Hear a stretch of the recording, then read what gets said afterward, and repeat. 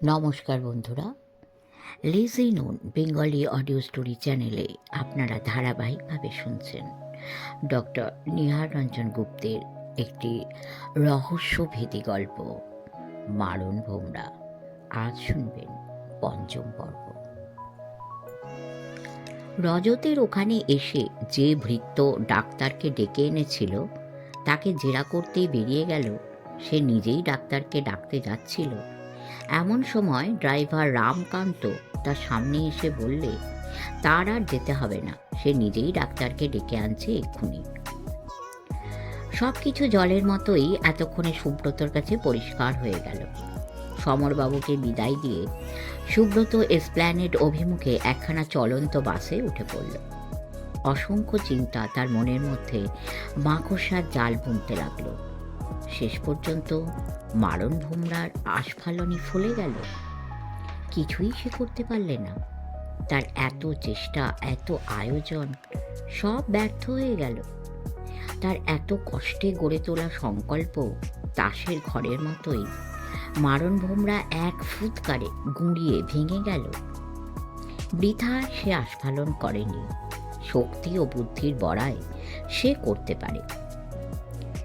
গত রাত্রের আগাগোড়া সমস্ত ঘটনাটা আবার ধীরে ধীরে ভাবতে লাগলো। ত্রুটি ওর নিজেরই যথেষ্ট হয়েছিল। ঘরে বসবার আগে সমস্ত ঘরখানি ওর ভালো করে পরীক্ষা করে নেওয়া উচিত ছিল। অবশ্যই শীতের সময় বলেই ফ্যানের প্রয়োজন হয়নি, নচেত ফ্যান চালাতে গেলেই হয়তো ওদের নজরে পড়তো সব ব্যাপারটা। মারণ ভোমরা সকল স্কিমই ঠিক ঠিক ফলে গেল। সেও একটা অ্যাক্সিডেন্ট ছাড়া আর কিছুই নয়। একটা ভালো রকম চান্সই সে নিয়েছিল এবং কালক্রমে তার সেটা সাকসেসফুলও হয়ে গেল। আরও একটা বিশেষ রকম ভুল তার হয়েছিল। রজতবাবুর বাড়ির যাবতীয় চাকর বাকরদের একটা খোঁজ না নেওয়া, এবং তা করলেই হয়তো রামকান্তকে ধরতে পারত।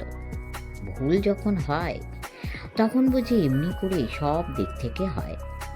তথাপি মনে মনে ও স্বীকার করতে বাধ্য যে প্রতিপক্ষ যথেষ্ট শক্তিশালী, কুশলী এবং তীক্ষ্ণধী। এ ধরনের শয়তানদের সঙ্গে বুদ্ধির প্রতিযোগিতায় যথেষ্ট আনন্দ আছে। সত্যিকারের উঁচু দরের ক্রিমিনাল এরাই। কিন্তু এখন কথা হচ্ছে কিভাবে আর কোন পথে মারণ ভোমরার আবার আবির্ভাব হবে। সন্ধ্যার তখন আর অল্পই বাকি। সন্ধ্যার ধূসর বর্ণের আঁচলখানা একটু একটু করে ধরিত্রীর বুকের উপরে বিছিয়ে আসছে। শীত শেষের একটা ঠান্ডা হাওয়া ঝিরঝির করে ঘরের জানালার পর্দাগুলোকে কাঁপিয়ে কাঁপিয়ে বয়ে যায়। সারাটা দুপুর সুব্রত ঘুমেই কাটিয়েছে। সন্ধ্যার দিকে আজ পোশাক পরতে পরতে ভাবছিল একবার ও কিরিটির ওখানতে ঘুরে আসবে। এমন সময় ফোন বেজে উঠল। হ্যালো, সুপার সুব্রত রায় আছেন? হ্যাঁ, সুব্রত রায় কথা বলছি। কে আপনি? গুড ইভিনিং সুব্রত বাবু, আমি মারণ ভোমরা কথা বলছি। সুব্রত যেন অতিমাত্রায় সজাগ হয়ে উঠল। মারণ ভোমরা তখন বলে চলেছে, সুব্রত বাবু কেমন আছেন? আমার দেওয়া ঔষধ নিশ্চয়ই কাজ করেছে। যা হোক, এবারে নিশ্চয়ই বুঝতে পেরেছেন মারণ ভোমরা বৃথা আস্ফালন করে না। শক্তি আছে বলেই সে শক্তির বড়াই করে। অমনি চোরের মতো কাজ হাসিল করতে সকলেই পারে। সুমিষ্ট একটা হাসির শব্দ তরঙ্গ ওর কানে ভেসে এলো। এবারে সত্যি হাসালেন স্যার। চোর? আমি? যদিও 10 জনে বলে তাই, কিন্তু আমি নিজেকে মোটেই তা ভাবি না। এবং 10 জনের কথা ধরে নেওয়া হলে চোর তো চোরের মতোই কাজ করবে। কিন্তু সে কথা যাক, আমি জানতে চাই আপনার শখ মিটেছে কি না। সেদিনই মিটবে যেদিন তোমার হাতে লৌহ বলয় পড়াবো। আপনি তো অত্যন্ত নিষ্ঠুর মিস্টার রায়। একজন ভদ্রলোকের হাতে লৌহ বলয়, সেটা পড়াবার আপনার এত আগ্রহ কেন? ভদ্রলোক তুমি? রাগে সুব্রতর কণ্ঠস্বর জ্বলে উঠল। বড্ড রেগে গেছেন স্যার। তুই তুকারি এরপরে হয়তো শুরু করবেন। মানে মানে এবার বিদায় নেওয়াই ভালো। কিন্তু যাবার আগে একটা কথা বলে যায়, বেহালার বিখ্যাত ধনী লৌহ ব্যবসায়ী দীননাথ কুণ্ডু মহাশয়কে 30,000 টাকার দাবি দিয়ে একটা চিঠি দিয়েছি। আজ এই 10 দিনের মধ্যে রাত্রি 11টার ভেতর সে টাকা তার শয়ন ঘরে দেরাজের ওপর না রেখে দিলে 24 ঘন্টার মধ্যেই তার মৃত্যু। দেখুন আবার চেষ্টা করে। জানেন তো রবার্ট ব্রুসের সেই কাহিনী। আচ্ছা, বাই বাই। স্তব্ধ বিস্ময়ে সুব্রত রিসিভারটা নামিয়ে রাখল। স্তব্ধ সিংহের মতোই সে ঘরের মধ্যে পায়চারি শুরু করল। বেলুড়ে এক অতি পুরাতন ত্রিতল অট্টালিকা। সময় রাত্রি 12টা। বাড়িটা কবে কে তৈরি করেছিল কেউ জানে না। শহর থেকে দূরে ঘন আম, জাম, কাঁঠাল, সুপারি বাগানের মধ্যে অবস্থিত। সাধারণ পায়ে চলার পথ থেকে বাড়িটা বেশ কিছুটা দূরে। বাড়িটার ঠিক পশ্চাতে কুলু কুলু বাহিনী গঙ্গা। অমাবস্যার গভীর অন্ধকারে ভরা রাত্রি। জমাট নিকষ কালো অন্ধকারে পাশের মানুষ পর্যন্ত দেখা যায় না। বাড়িটার একতলার এক নিভৃত কক্ষে ওই সময় 20-25 নানা বয়সের নানা পোশাকে সজ্জিত লোক ঘরটার মধ্যে ভিড় করে জটলা পাকাচ্ছে। একজন বললে তার পাশের লোকটিকে, কেন আজ আবার সর্দার আমাদের ডেকেছে, তুই জানিস তারক? না, আমি তো দূরের কথা, দেবা ন জানন্তি। তারকনাথ বলে একটি আধা বয়সী যুবক পাশে একটা ভাঙা চেয়ারে বসে এক মনে একটা সিগারেট টানছিল। সে বললে, আশ্চর্য, আজ 8 মাস ধরে লোকটার অধীনে কাজ করছি, অথচ লোকটাকে একটিবার চোখের দেখাও দেখলাম না। পাশ হতে নিবারণ হেসে ফেললে, বোকার মতো হাসছিস কেন নিবে? তোর মরণের পাগনা উঠেতে দেখছি তারা। তার মানে অতি সোজা। জগন্নাথ শীলকে মনে আছে তোর? হ্যাঁ, যার মৃতদেহ একদিন আদিগঙ্গার খালের ধারে পাওয়া যায়, গলায় খুঁট চালিয়ে মারা হয়েছে। হ্যাঁ, তারও ঠিক তোরই মতো সর্দারকে দেখবার বাসনা জেগেছিল রে। সঙ্গে সঙ্গে ওই মৃত্যু, একেবারে পরপারের যাত্রী। কিন্তু তুই যাই বলিস নিবে, যার অধীনে কাজ করছি। থাম, এই যে আমরা এতগুলো লোক কর্তার অধীনে এক এক করে কাজে ভর্তি হয়েছি, সকলেই তো এই ঘরে বসে মাইক্রোফোনে কাজে বহাল হয়েছি, এবং প্রত্যেকেই আমরা এই ঘরে বসেই কর্তার যাবতীয় আদেশ পাই। কর্তা কী ধরনের লোক, কেমন দেখতে, ওসব আমাদের জেনেই বা লাভ কি? প্রত্যেককে এতগুলো করে টাকা মাইনে দিচ্ছে। কোনো প্রকারের বিশেষ আপদ বিপদ হলে লোক ডাক্তার পাঠিয়ে সাহায্যও করে। দিনই তাগাদায় মাস শেষ না হতেই যে যার মাইনে পাচ্ছি, আবার কি চায়? কর্তার সঙ্গে আমাদের টাকা ও কাজের সম্পর্ক, ব্যাস এই বুঝি। কিন্তু তুই যাই বলিস নিবে, এইটা কিন্তু আমার ভালো লাগে না। কেন? সর্দারের সঙ্গে আমাদের মুখোমুখি পরিচয় হতে দোষটাই বা কি? পরস্পরে চেনা জানা থাকলে তো আরও ভালো কাজ হয় নাকি? এর মধ্যে অন্যায় বা কি আর দোষই বা কি? সহসা এমন সময় সমস্ত ঘরের মৃদু গুঞ্জনকে ছাপিয়ে অলক্ষ্যে কার ভারী কণ্ঠস্বর শোনা গেল, কর্গি হায়রা সব। নিমেষে যেন মন্ত্রোচ্চারণের মতো ঘরের সব কয়েকটি প্রাণীর কণ্ঠস্বর থমকে থেমে গেল। একটা অখণ্ড নীরবতা ঘরের মধ্যে বিরাজ করতে লাগলো। ঘরের মধ্যস্থিত টেবিলের উপরে রক্ষিত নারিকেল তেলের আলোয় শিখাটা জানালা পথে আগত হাওয়ায় বারেক একটু কেঁপে উঠল। কারোর মুখে একটি কথা নেই, সূঁচ পতনের শব্দও যেন শোনা যায়। আবার সেই কণ্ঠস্বর, ভাইরা, তোমাদের আর এখানে কেন আবার ডেকেছি জানো? আগামী 12ই রাত্রি 11টায় বেহালার দীননাথ কুণ্ডুর কাছে 30,000 টাকার এক দাবি করা হয়েছে। এবারে টাকার অর্ধেক তোমাদের সকলের মধ্যে সমভাবে ভাগ বাটোয়ারা করে দেওয়া হবে। এই টাকাটা সম্পূর্ণ তোমাদের উপরি হিসাবে দেওয়া হবে।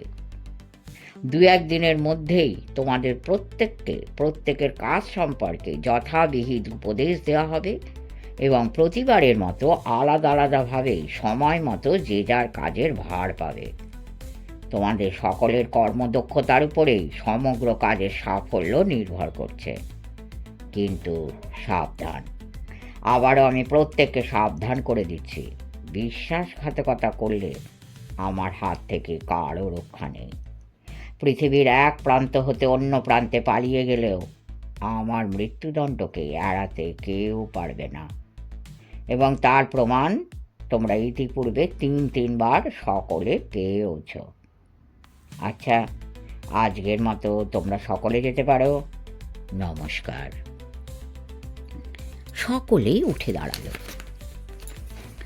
এমন সময় আবার কণ্ঠস্বর শোনা গেল, আর একটা কথা, তারকনাথ, তুমি এই ঘরে একটু অপেক্ষা করো, তোমার উপরে একটা বিশেষ কাজের ভার দিতে চাই।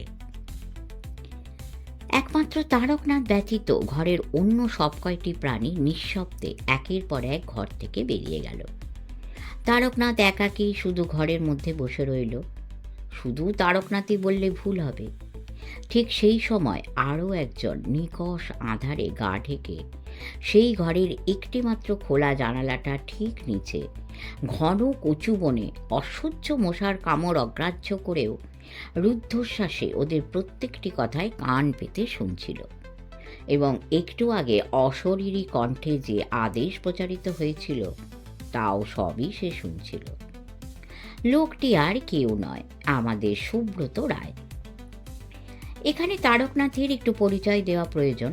তারকনাথের আসল নাম সুধীর ঘোষ, এবং সে প্রলয় সংঘের একজন কর্মী।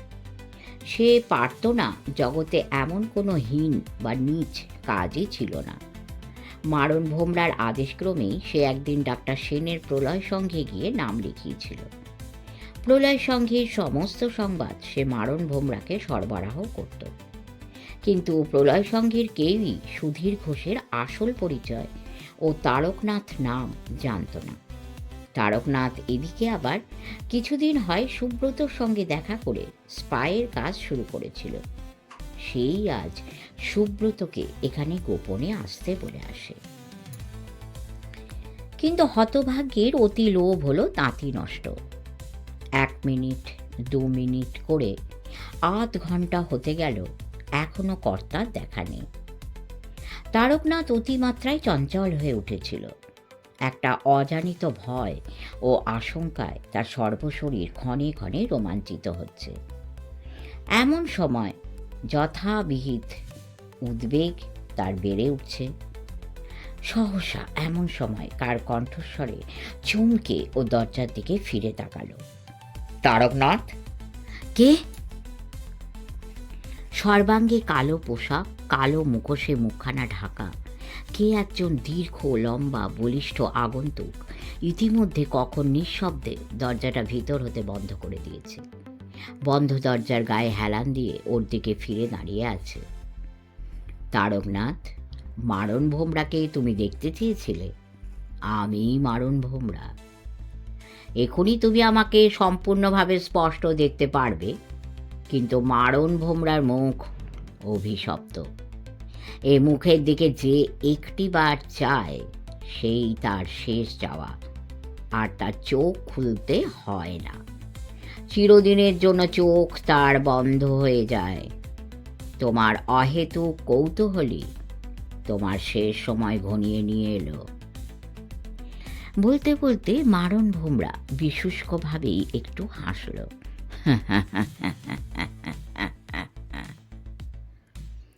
তারকনাথের গলা তখন শুকিয়ে এসেছে, চক্ষু আতঙ্কে বিস্ফারিত, মাথার মধ্যে যেন ভোঁ ভোঁ করছে। সহসা পলকহীন মারণ ভোমরার মুখখানার দিকে যেন চেয়ে বলতে গেল, এই তুমি? আপনি মারণ ভোমরা? কিন্তু পুরো স্বর তার গলা দিয়ে বেরুল না। ওদিকে সুব্রত ব্যস্ত হয়ে ওঠে। কি করবে সে এখন? একেবারে প্রস্তুত হয়ে সে আসেনি। তারকনাথের মুখে সে শুনেছিল কেবল আজ মারণ ভোমরার একটা মিটিং আছে, এবং এই কথাও সে তারকনাথের মুখে শুনেছিল মারণ ভোমরা মিটিংয়ে কখনো সশরীরে উপস্থিত হয় না। দূর থেকে অলক্ষ্যে মাইক্রোফোনের সাহায্যে সে কথা বলে, এবং দলের কেউই জানত না কোথায় লুকিয়ে বসে সে কথা বলে। সে ভেবেছিল বাড়িটা সে আগে দেখে যাবে, তারপর লোকজন নিয়ে এসে বাড়িটা খানা তল্লাশি করবে। কিন্তু আচমকা এত বড় একটা বিপদ ঘনিয়ে আসতে পারে এ কথা সে স্বপ্নেও ভাবেনি। এখন উপায়? সহসা একটা দীর্ণ আর্ত চিৎকার স্তব্ধ নিশিথিনীর শান্ত বুকখানাকে ফালি ফালি করে জেগে উঠল। সেই সঙ্গে একটা ভারী বস্তু পতনের শব্দ, সেই সঙ্গে একটা পৈশাচিক উন্মাদ হাসির ভয়ঙ্কর উচ্ছ্বাস।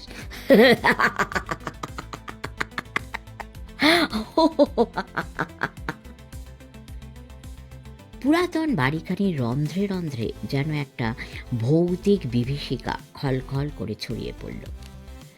সুব্রত এক লাফে রিভলভারটা বাগিয়ে ধরে অন্ধকারে আন্দাজে ভর করে সদর দরজার দিকে ছুটল।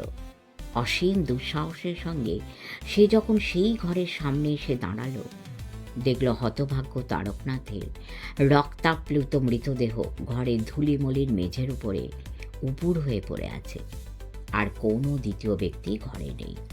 ঘর শূন্য। প্রায় শেষ রাত্রে সুব্রত আমা স্ট্রিটের বাসায় ফিরে এলো। অত্যধিক ক্লান্তিতে তার শরীর তখন অবসন্ন, নিদ্রায় দুই চোখের পাতা জড়িয়ে আসছে। পরের দিন ভোরবেলা ফোনের শব্দে তার ঘুম ভেঙে গেল। হ্যালো, সুব্রত বাবু আছেন? হ্যাঁ, তিনিই কথা বলছেন। সুপ্রভাত। মারণ ভোমরা কথা বলছে। সিংহের গহ্বরে পা দিয়ে কাল অক্ষত দেহে ফিরে এসেছেন বলে আর যেন ও দুঃসাহস করবেন না, কেননা এর পরের বার আর জীবন নিয়ে ফিরতে হবে না, এ কথাটা যেন মনে থাকে স্যার। নমস্কার। সুব্রত বুঝি সত্যি পাগল হয়ে যাবে। মারণ ভোমরা তাকে যেন খেপিয়ে তুলল। ডাক্তার সেন মারণ ভোমরার প্রস্তাব গ্রহণ করেননি, কেননা কেউই মত দেয়নি। দলের সকলেরই অমত। দলের সুখময় বাবুর সঙ্গে সেই কথায় সেদিন সন্ধ্যায় ডাক্তার সেনের বাটিতে বসে হচ্ছিল। সুখময় বাবুর বয়স 50-এর কাছাকাছি বলেই মনে হয়। বয়সের অনুপাতে বেশ বলিষ্ঠ গহন, দেহের কোথাও যেন এখনো পর্যন্ত প্রৌঢ়ত্বের ছায়া মাত্র পড়েনি। মুখে সাদা ফ্রেঞ্চ কাট দাড়ি, গোঁফ নেই, চোখে পুরু কাঁচের চশমা, কালো সেলুলয়েডের ফ্রেম, কানে একটু কম শোনেন, পরিধানে অতি সাধারণ খদ্দরের ধুতি এবং পাঞ্জাবি। আজন্ম ব্রহ্মচারী। সংসারে আপনার বলতে তিনি নিজে ছাড়া আর কেউই নেই। দেশের প্রতি অত্যন্ত টান। বিহারের কোথায় একটা রসায়নের অধ্যাপক ছিলেন। বছরখানেক হলো পেনশন নিয়ে কলকাতায় এসে টালিগঞ্জ অঞ্চলে বসবাস শুরু করেছেন। এখানে এক দেশি সাবানের ফ্যাক্টরিতে শখানেক টাকা মাহিনার এক চাকুরিও জুটিয়ে নিয়েছেন। মিতাহারি। একবেলা হবিষান্ন গ্রহণ করেন। একটা স্বদেশি মেলায় মাস 2 আগে ডাক্তার সেনের সঙ্গে পরিচয়, এবং 2-4 দিনের মধ্যেই ওদের প্রলয় সঙ্গে নাম লিখিয়েছেন। খুব আমোদে ও হাসি খুশি লোক। সকল প্রকার কাজকর্মেই খুব বেশি উৎসাহ। ডাক্তার সেনের ডান হাত বললেও খুব কম বলা হয় না। সুখময় বাবুরই একান্ত অমতে ডাক্তার সেন মারণ ভোমরার দান প্রত্যাখ্যান করতে শেষ পর্যন্ত রাজি হয়েছেন। ডাক্তার সেন সুখময় বাবুকে সুখময়দা বলেই ডাকেন, এবং শুধু তিনিই কেন, দলের প্রত্যেকে তাকে ওই নামেই ডাকেন। উনি সকলেরই দাদা। ও সরল স্নেহময় ব্যবহারে সকলেই মুগ্ধ, সকলেই প্রীত। ডাক্তার সেনকে দলপতি হিসাবে যেমন দলের অন্যান্যরা সকলেই শ্রদ্ধা ও ভক্তি করে, তেমনি সুখময় বাবুকে সমস্ত অন্তরটা দিয়ে সবাই ভালোবাসে এবং ডক্টর সেনেরই একান্ত আগ্রহ ও ইচ্ছায়। ডাক্তার সেন বলছিলেন, হ্যাঁ, সমিতির এই নিদারুণ দুঃসময়ে মারণ ভোমরা টাকাটা নিলেই বোধহয় ভালো হতো সুকময়দা। টাকার অভাবে যে আমরা অচল হয়ে যেতে বসেছি। যে অর্থের সঙ্গে রক্তের সম্বন্ধ আছে, অন্যায়ের পথে যা উপার্জিত তাতে মায়ের পূজা চলে না ডাক্তার। ওতে মঙ্গল নেই। সে সাধনা গোড়াতেই গলদ হয়ে যায়, তাতে সিদ্ধি মেলে না হে। হ্যাঁ, কিন্তু সুকময়দা।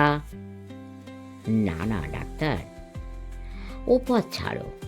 মরণ ভোমরার অর্জিত প্রতিটি অর্থের সঙ্গে কতজনার বুক ভাঙা অভিশাপ জড়িয়ে আছে তা জানো? ও চিন্তা তুমি ত্যাগ করো ডাক্তার, ওতে শুভ নেই। শোনো, আমার এক মৃত আত্মীয়ের উইল অনুযায়ী কিছু অর্থ আমি শীঘ্রই পাবো, তার সবটাই তুমি দেশের কাজে লাগিও। কিন্তু আপনি এবার কত দেবেন সুকময়দা? সংসারে আপনার বলতে আর কেই বা আমার আছে ডাক্তার, যে যার জন্য সঞ্চয় করব? আমার যা তা দেশের এবং দশের। তুমি ওই সব নিয়ে কিছু ভেবো না। এমন সময় ভৃত্য এসে সংবাদ দিল একটি তরুণী দেখা করতে চান। নাম জিজ্ঞাসা করেছিলি ভোলা? আগে, কিন্তু তিনি নাম কিছুতে বলতে চান না। বেশ, এই ঘরেই নিয়ে আয়। একটু পরেই ভৃত্য ভোলার পিছু পিছু শিলা এসে ঘরে প্রবেশ করল। শিলাকে ঘরে প্রবেশ করতে দেখে ডক্টর সেন অতি মাত্রায় বিস্ময়ে উঠে দাঁড়ালেন। হ্যাঁ, কি শিলা দেবী, হঠাৎ এই সময়ে? নমস্কার ডাক্তার সেন। শিলা হাত তুলে নমস্কার জানালেন। মেয়েটি কে ডাক্তার? সুকময় বাবু প্রশ্ন করলেন। আসুন মিস সেন, এর সঙ্গে আপনার পরিচয় করিয়ে দিই। ইনি আমাদের দলের স্বনামধন্য সুকময়দা, আর ইনি আমার অকৃত্রিম বন্ধু লাখপতি রজত সেনের ভগ্নী শিলা সেন। এর কথাই আপনাকে সেদিন বলছিলাম সুকময়দা। শিলা তাড়াতাড়ি এগিয়ে এসে নিচু হয়ে সুকময়ের পায়ের ধুলো নিতে গেল, কিন্তু সুকময় ত্রস্তে বাধা দিলেন। হ্যাঁ, থাক থাক থাক, সুখী হও, সীতা সাবিত্রী সমা হও। দেখছো ডাক্তার, বোনের আমাদের ইন্দ্রাণীর মতোই রূপ, চোখ যেন জুড়িয়ে যায়। নিজের রূপের উচ্ছ্বসিত প্রশংসায় শিলার গাল দুটি ডালিম ফুলের মতোই রাঙা হয়ে উঠল। সে একান্ত বিব্রতভাবে একটুখানি হেসে মুখটা নিচু করল। আপনার নাম আমি ডক্টর সেনের মুখে অনেক শুনেছি সুকময়দা। প্রাণ খোলা হাসির উচ্ছ্বাসে সুকময় যেন লুটিয়ে পড়লেন। বিশ্বাস করো না ভাই, ডাক্তারের কথা ও বড্ড বাড়িয়ে বলে। কি বলেছে আমার নামে ডাক্তার? তোমার কাছে বলো তো শুনি। সুকময়দার 4টে হাত আর 10টা পা, এইসব? হ্যাঁ। বৃদ্ধের সরল প্রাণখোলা ব্যবহারে শিলাও না হেসে থাকতে পারল না। হঠাৎ এ কথা সে কথার মধ্যে একসময় সুকময়দা বললেন, হ্যাঁ তা ভাই, তুমি তো লাখপতি ভাইয়ের বোন, তোমার এই দুর্মতি কেন বোন? এই ছন্ন ছাড়ার দলে তুমি কেন? এখানকার এই ভাঙা ধুলিমলিন আঙ্গিনায় তোমার লক্ষ্মীর পায়ের ছাপ ফেলবে কোথায়? আপনি ওই একই কথা বলছেন সুকময়দা? শিলা ব্যথিত স্বরে প্রশ্ন করল। এখনো ধ্বংসই চলেছে শুধু। ধ্বংসের পর যখন আবার নতুন করে ঘর বাঁধা হবে, তখনই পড়বে তোমাদের ডাক। এখন তোমরা ঘরেই থাকো। যারা ঘর ছেড়ে বেরিয়ে এলো, তাদের ঘর সামলাবার ভার শুধু এখন তোমাদের। তবে কি আপনিও আমাকে সমর্থন করবেন না সুকময়দা? কাজ করতে চাও বোন? কাজ কি শুধু বাইরেই? ঘরের মধ্যেও যে এখন আমাদের অনেক কাজ। সবাই যদি বাইরে চলে যাও, তবে ঘরের সংস্কার করবে কারা? এখন যে আমাদের ঘরে বাইরে দুদিকেই সমান বিপদ। এক দলের কাজ বাইরে, অন্য দলের কাজ হবে ঘরে। সে রাত্রে কথায় বার্তায় অনেকখানি সময়ই কেটে গেল। রাত্রি বেড়ে যায় দেখে সুখময়বাবু একসময় বিদায় নিয়ে চলে গেলেন। সুখময়বাবু চলে যেতেই শীলা ডাক্তার সেনের মুখের দিকে তাকিয়ে বলল, ডাক্তার সেন, আজ যে জন্য আপনার এখানে আমার আশা, তাই তো বলা হয়নি। রাত্রি তো অনেক হলো মিস সেন, চলুন আপনাকে বাড়ি পৌঁছে দিয়ে আসি। না না, সে হয় না, চলুন চলুন। আমি একাই যেতে পারবো। আরে না, তা হয় নাকি? তা হয় না মিস সেন। এত রাত্রে আপনি একা একা যেতে পারলেও আমি আপনাকে একা একা ডেকে দিতে পারি না। আপনি কি ভাবেন নিজেকে রক্ষা করবার মতো শক্তি আমার নেই? সত্যি যদি থাকে তো সে আনন্দের কথা মিস সেন, কিন্তু সেই সত্যিটাকে যাচাই করবার তো সময় এখন কই। সেটা বরং মনে রইল, পরে একদিন সুযোগ ও সুবিধা মতো পরীক্ষা করে দেখা যাবে। তারপর এখানে এলেন কি করে? বাড়ির গাড়িতে নাকি? না, ট্রামে। ডাক্তার সেন ঘড়ির দিকে চেয়ে বললেন, রাত্রি 11টা, ট্রাম বাস প্রায় সবই বন্ধ। এখন উপায় একমাত্র হাঁটুন। বেশ তো, ক্ষতি কি? অনেক দিন হাঁটিনি। ভবানীপুর থেকে বালিগঞ্জ এমন কিছু দূরের পথও নয়, লোকজনের ভিড়ও এখন কম। তবে একটু অপেক্ষা করুন, আমার লাঠিটা নিয়ে আসি। কেন? লাঠি দিয়ে কি হবে? বলা তো যায় না, গুন্ডা যদি আক্রমণ করে। ভয় নেই, আপনার চেহারার দিকে চাইলেই আর এগুতে সাহস পাবে না। শীলা হাসতে হাসতে বলল, কিন্তু দলে যদি ভারী হয়, তবে আমি একা শুধু হাতে কি করব? আপনার সামান্য লাঠি বা কি করবে ডক্টর সেন? শীলা হাসতে হাসতে জবাব দিল। ডাক্তার সেন জবাব দিলেন, যার পরিচয় এখনো ভালো করে পাননি তার সম্বন্ধে চট করে অমন একটা মতামত তৈরি করে নেবেন না শীলা দেবী। লাঠিরও আবার একটা পরিচয় আছে নাকি ডাক্তার সেন? নিশ্চয়, পড়েননি বঙ্কিমবাবুর সেই লেখা হাই লাঠি? বেশ, নিয়ে আসুন, দেখা যাক আপনার লাঠি কি বলেন। হ্যাঁ, ভালো কথা। আপনি কি বলতে চাইছিলেন যেন? 1000 টাকা এনেছি আপনাদের সমিতিতে আমার যৎ কিঞ্চিৎ দান। বলতে বলতে শীলা একান্ত কুণ্ঠিতভাবে নিজের শান্তিনিকেতনী হাত ব্যাগ থেকে 1000 টাকার একখানা চেক ডাক্তার সেনের নামে ডাক্তার সেনের হাতে তুলে দিল। এতগুলো টাকা লাখপতি বোনের পক্ষে তো কিছুই নয় ডাক্তার সেন। নিন, আর দেরি না করে এবারে আপনার বিখ্যাত লাঠি নিয়ে আসুন। রাতও অনেক হলো, নির্ভয়ে তারপর যাত্রা করা যাক। আচ্ছা, চলুন, আসছি আমি। ডাক্তার সেন ঘর থেকে নিষ্ক্রান্ত হয়ে গেলেন। শীলা চেয়ার থেকে উঠে ঘরের মধ্যে ঘুরে বেড়াতে লাগলো। মাঝারি গোছের ঘর, সামান্যই আসবাবপত্র, একটা আলমারিতে কিছু ডাক্তারি বই, একটা ছোট লিখবার টেবিল, 4-5টা চেয়ার। শীলা ঘরের মধ্যে পায়চারি করতে করতে গুনগুন করে রবীন্দ্রনাথের একটা গানের কলি গাইতে লাগলো।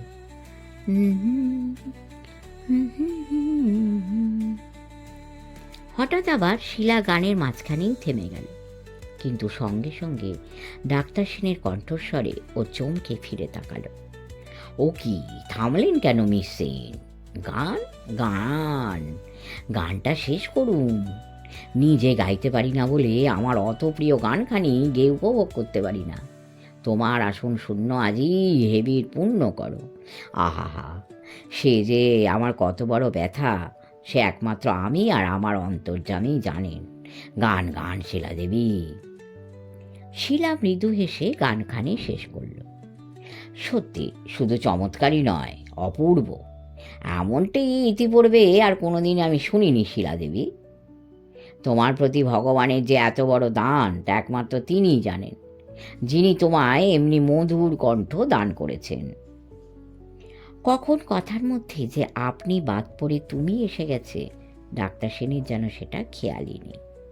ডাক্তার তখন মুগ্ধের মতো বলে চলেছেন, এত বড় একটা বিষয়, এত বড় একটা আনন্দ তুমি এতদিনে আমার কাছ থেকে কেমন করে রেখেছিলে শিলা? আমার কি ইচ্ছে হচ্ছে জানেন শিলাদেবী, আজিকার বাকি রাতটুকু কেবল বসে বসে আপনার গান শুনেই কাটিয়ে দিই। শিলা বলল, বেশ তো, তুমি বলতে শুরু করেছিলেন ডাক্তার সেন, আবার আপনি কেন? বয়সে আমি আপনার চাইতে কত ছোট? শুধু বয়সী বা বলি কেন, জ্ঞানে বিদ্যায় বুদ্ধিতে আপনি আমার চাইতে কত বড়। ডাক্তার সেন হেসে ফেললেন, সত্যি, আপনার যদি আপত্তি না থাকে তবে এবার হতে আপনাকে তুমি বলেই সম্বোধন করব, শিলা। আজ আমাদের এই নতুন পরিচয় হলো। সহসা শিলা নিচু হয়ে গলবস্ত্রে ডক্টর সেনের পদতলে বসে পড়ে তার পায়ের ধুলো নিতে গেল। ডাক্তার সেন তাড়াতাড়ি বাধা দিলেন, আহা, ও কি, ও কি? না না, আজ আমাকে বাধা দেবেন না ডাক্তার সেন, আজ আপনার স্নেহ পুরোপুরি করে গেলাম। আজকের দিনটাকে সার্থক করে নিতে দিন আপনার চরণ ধুলায়। আপনি আমার চোখ খুলে দিয়েছেন।